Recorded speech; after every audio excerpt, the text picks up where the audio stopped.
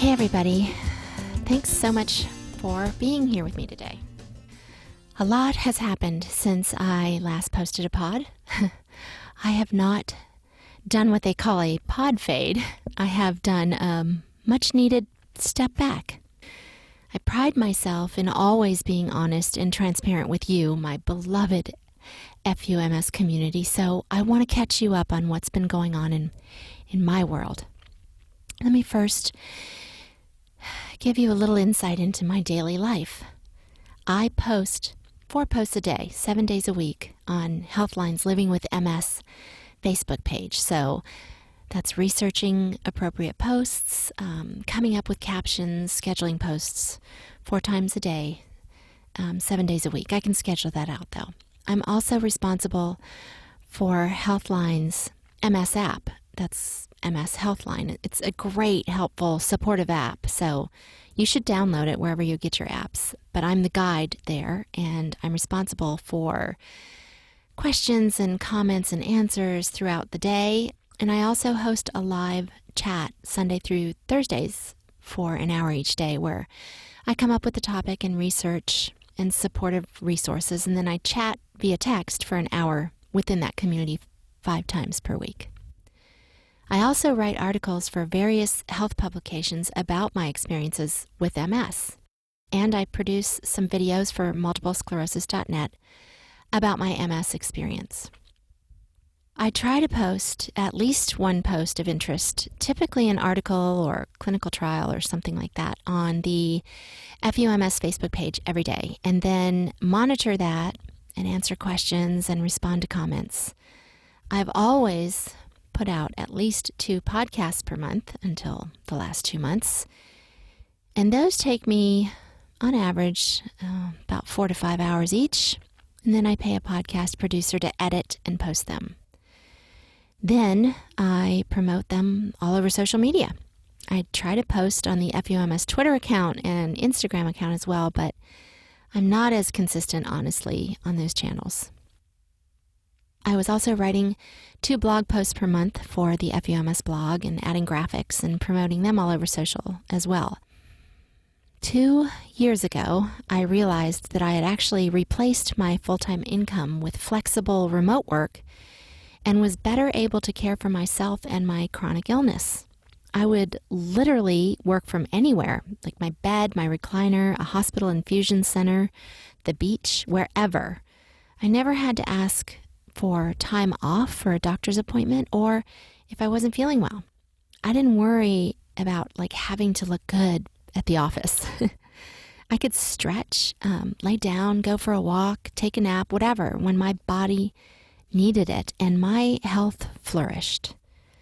Once I recognized that I had achieved my goal in replacing my full-time income and taking better care of myself, I knew I had to share the experience and knowledge, and hence the idea for Patients Getting Paid was born. I'm a firm believer that if you know something that will help someone, it is your absolute obligation to share it. So I've been exploring ways to bring PGP, Patients Getting Paid, to the chronic community ever since, and I had actually landed on what to me seemed like the perfect business model. A membership with 4 deliverables per month inside for all the members, and adding courses along the way, and sharing other patients and expert stories and advice too. I even chose a launch date, 10/10/2020, and that date spoke to the marketer in me. I was so excited until I was hit with a relapse. I had a recent MRI where the nurse had gone through my vein and deposited the contrast just under the skin. It took my body about a week in bed to somewhat recover from that, but honestly, I recognize now that that was the start of a downhill spin. The added pressure of having chosen a launch date with plans of having to deliver on at least 4 things per month on top of my FUMS and patient advocacy duties, it just increased my stress to such a level that relapse was probably inevitable. And so there I was in bed thinking, worrying, feeling guilty that I wasn't getting this out to the world that needs it. Worried that I wouldn't be able to deliver what I was planning on promising to deliver. And I was feeling really defeated. I think it's important to say that as much as I didn't want to feel this way, I recognized it was important to actually feel it, to go through it. Because without processing, we don't get past things. We only put off the inevitable of having to deal with it at some point. So if you're going through hell, just keep going. Process it. Think about it. Feel it. Examine it. I did all those things and recognized that I had never really had to plan around my disease before. Basically, my business had been run on a more immediate or daily basis. Now I was talking about out into the future. That space that's completely unknown and unpredictable to anybody, but especially with this unpredictable disease. And I was going to be promising people something in exchange for their payment. It was a value exchange, but I wasn't sure I could hold up my end of that value exchange. Not because I didn't want to, and not because I didn't have such desire to provide incredible value and to help the chronic illness community, but because my fucking MS may simply not allow it. That realization was seismic to me.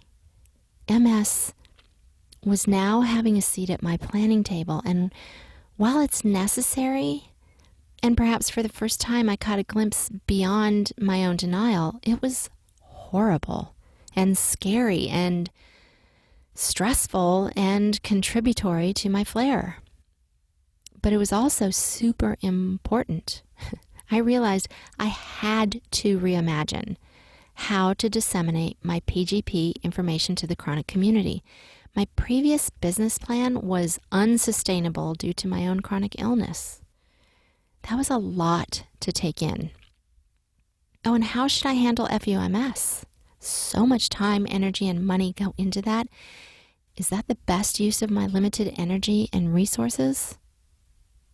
And then came the final blow that so knocked me back that I just couldn't. I couldn't think straight. I couldn't deal with anything more than the absolute necessary on my plate. If I don't do it, I may lose this gig kind of things. I couldn't get in a full breath. I couldn't eat. I couldn't sleep. My right side was numb and in pain at the same time. My vision was wonky. My face was twitching. Cog fog and confusion were constant companions. Fear and sadness had overtaken me. Sorry. My husband and I had decided to separate. We've been married over 20 years, together many more. We have 2 incredible daughters, both currently doing school at home due to COVID. How was I going to navigate this? How do I move forward from this? What are the logistics to this? How can we possibly support 2 households?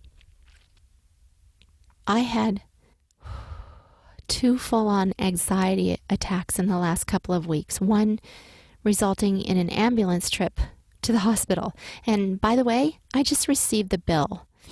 Just for that ambulance trip was $720. What the hell? I can't imagine what the hospital bill will look like. For our friends outside of the U.S., this is our reality. I have cried and hyperventilated and felt nauseated and lost and scared and imagined the very worst for my future. It has been debilitating, to say the very least, but I didn't have a choice but to keep moving.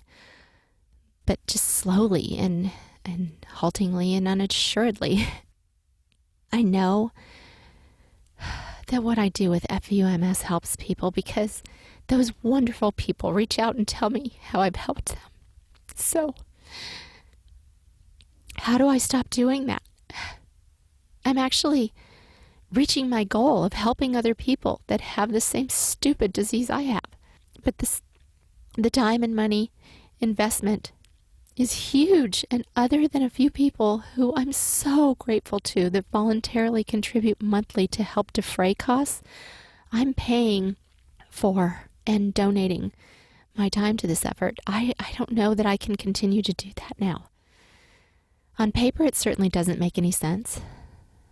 I could use that time to find other paying gigs for myself. I could dial down my stress levels and take some big things off my plate, but it's FUMS. It's my baby. It's the project that feeds my soul and helps my fellow MS community. And then there's patients getting paid. How could I share my experience and knowledge and help the largest amount of chronics find ways to get paid because of their disease, not despite it? And how do I take one more thing on without hurting myself, without donating my time to another worthy cause and increasing my own stress levels? I don't have any answers as of yet. I'm looking into ways to streamline my processes for FUMS so I can have more time for income producing things. I'm looking at things like adding more merchandise to the FUMS shop, maybe writing more ebooks to sell, maybe finding sponsors for the podcast. What seems to make the most sense to me for PGP is putting together a course that I can do when I feel up to it. I can complete it when I'm feeling strong and promote it whenever. But that way, I feel like I'm being productive and getting my experience and resources out to the chronic conditions community that so needs help finding income-producing gigs they can do remotely so they can take better care of themselves. Or at least take in some extra money to help alleviate the constant stress and worry that hangs over us all. And they need it now, or at least sooner rather than later. So that's it. That's what's been going on with me. I'm so sorry. I'm so sorry I have been unable to get any podcasts out, any blog posts written. Mostly I'm sorry I haven't shared this sooner. Being vulnerable is scary, but I also think it's one of the best ways to help others. Share what you're going through. Share your pain and your fears. Let others see that everyone goes through shit at different points in their lives. Trust your community enough to share your difficulties, and hopefully you'll rise from them, and everyone will benefit. I appreciate the FUMS community more than I can put into words. I love you. I have some thinking to do to try to make the best decision for this community, for PGP, and for me and my health. I'll keep you updated. Meanwhile, please keep the dialogue going over on the FUMS Facebook page. Support each other. That's what it's all about. And if there's something that I can do to help you, please don't hesitate to reach out and ask. If I'm able, I'd love to. Thank you.